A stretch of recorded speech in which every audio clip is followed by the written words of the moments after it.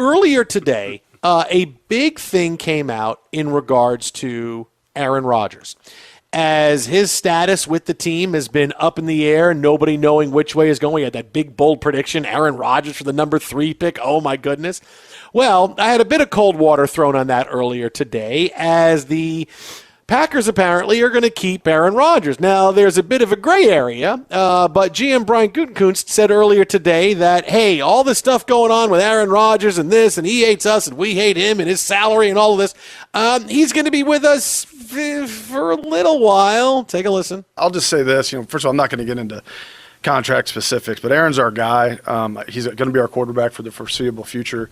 We're excited about, kind of the things we're going to try to accomplish here over the next couple of years. So we certainly think that, with the contract that you're kind of talking about, is something we'll work through. We're going to have to do probably a few things with different contracts as we head towards the season and through the season to make sure that our salary cap situation, not only this year, but in 2022 is square. So we're not done yet. We've done a lot to get here.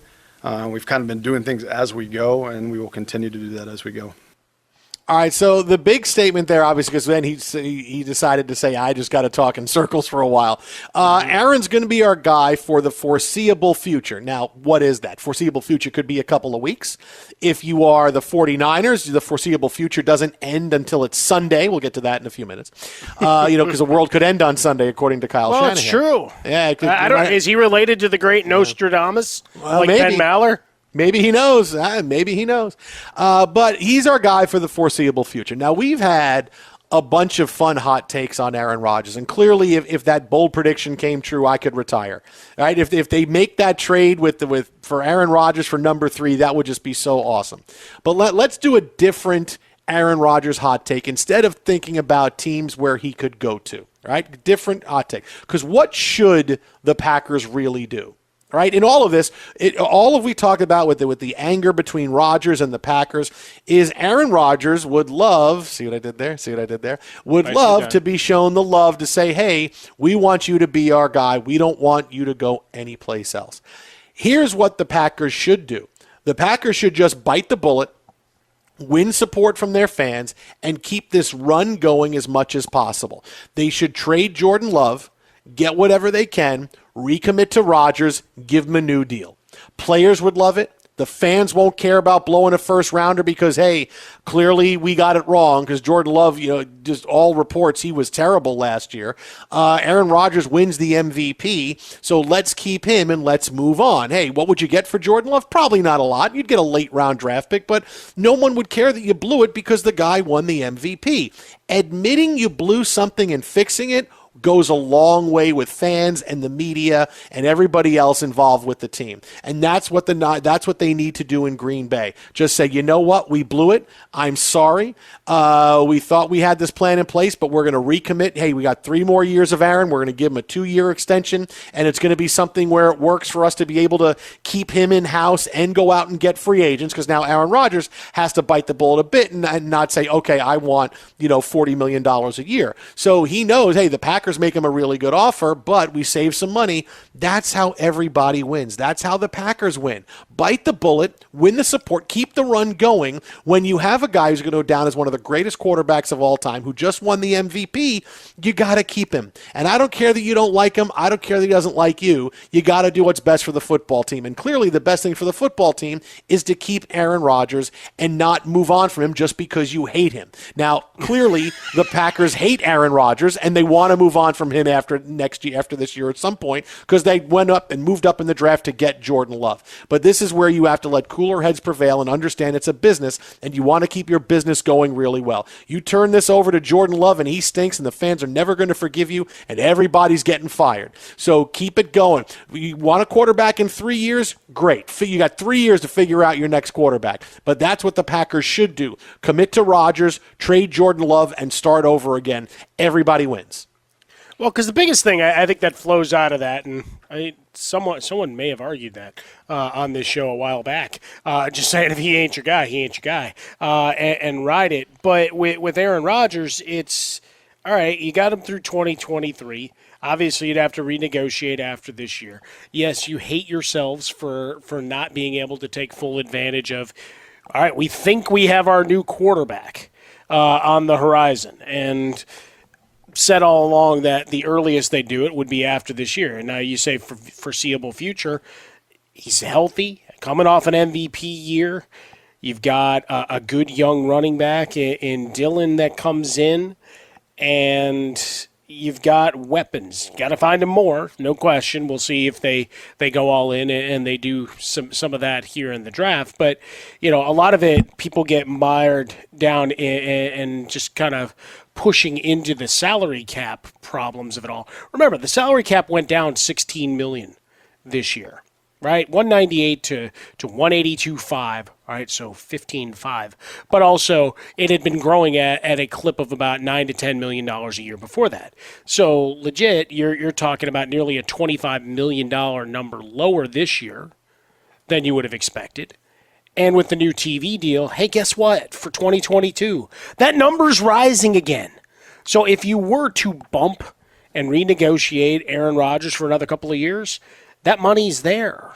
That money will be there for you to make that move because the cap will get bloated again.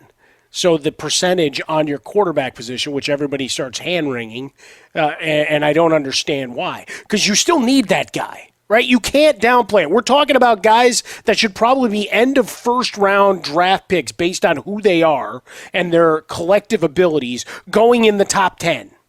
Because of the need to find the next quarterback.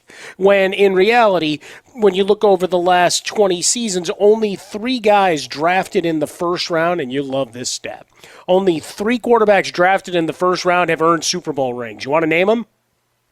Sam Darnold, Chad Pennington, and I'm sorry. Wait, those aren't right? I'm not right with that? It's an alternate universe. You might be in the Marvel universe where you did a little bit of a time heist, found some other weapons, and made it work. But I'm not aware of that alternate universe that you're living in there. Okay. No, all right, so you got Mahomes. Mahomes, right. Carson Wentz.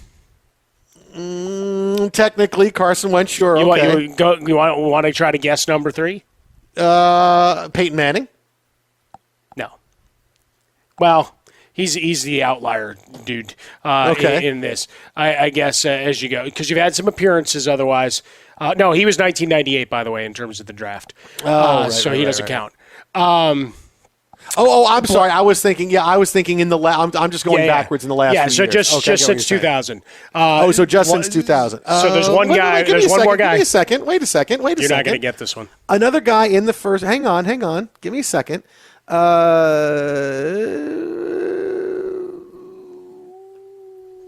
Mahomes, Carson Wentz, and no, Roethlisberger was taken later. Wow,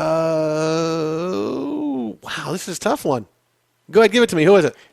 It would have been Blaine Gabbert. Oh, wow. Yeah, okay. And I'm now thinking about he had less to do with that than Carson Wentz.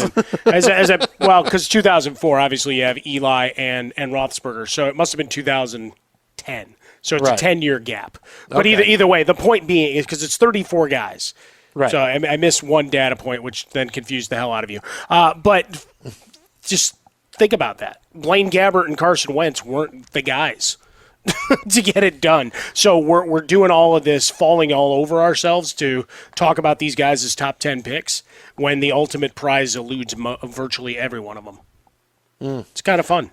I'll tell you, and look, and all you have to do is see the rest of the image of how many first round quarterback picks actually make it. It's like 1 out of 5 that are taken in the first round. It's like you better get your guy right. If only 1 out of 5, it's like, oh my goodness, that's going to be so tough because Trevor Lawrence is going to be good, and that means Zach Wilson's going to stink. Oh, I'm in a lot of trouble right here. I feel so like a dope. I had that number in my head because the 34 was right, and then it was carry the 1. But either way, the point just being that it's the proverbial needle in the haystack for finding the Super Bowl winner, which in theory is what everybody's trying to do. Right? Yes, you've had a few guys that have played in them, but in terms of actually winning, and Blaine Gabbert just had to be there in case Tom Brady fell apart. that so many predicted before last year. So it's just a fun little exercise to remind yourself as you get your shiny new toy this week in those 5 to 7 or whatever, I think 13 quarterbacks were drafted all in last year, that it doesn't necessarily pay off. Like all the investments we've been talking about tonight, not all of them are going to be successes. No, they're not. No, but that's the thing is that I get that you don't like it, and a lot of stuff has passed. But if you can sit back and analyze things from a what's the best, always ask yourself, is this good for the company? Are you really going to turn Jordan Love into a great quarterback?